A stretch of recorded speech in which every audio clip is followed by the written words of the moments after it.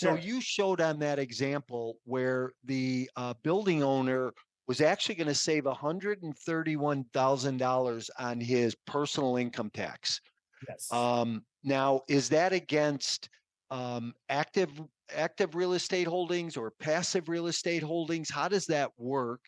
Okay. And the second part to that is, how do you figure out what that savings is for the building owner?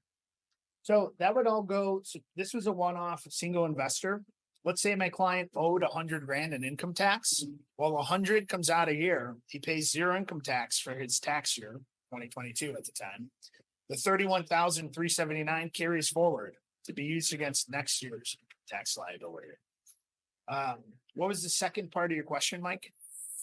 How do you figure what the tax savings is for the investor? So what would happen is your guys' tax advisors would use this number.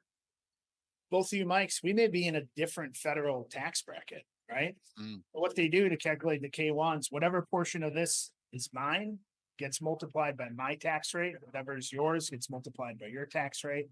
And that's how they divvy it up. It's not, if we're all in different tax brackets, it's not just, getting split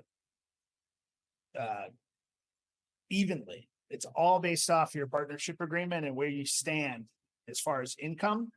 Another thing you brought up is if you're a qualified real estate professional for tax purposes, you might see this in literature. It says REPS in caps, real estate professional status.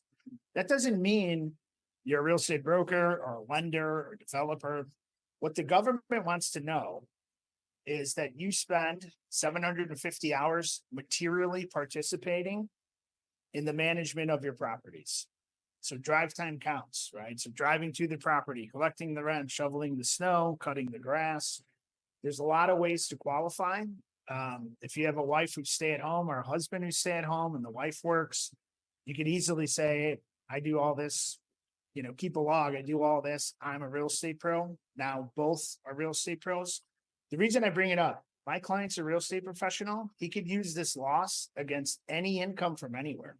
Meaning if he sold a bunch of Facebook stock and made a boatload, this number could go against his capital gains taxes as well. So any income from anywhere, including his wife's W-2, could offset. Now, if you're not a real estate pro, the losses generated can only go against the profits from the building you're studying. So it behooves many people to get qualified as a real estate pro as quick as possible.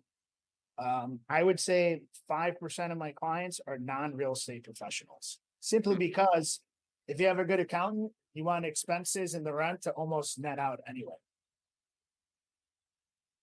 Interesting. Are close to. So Yeah. Yeah.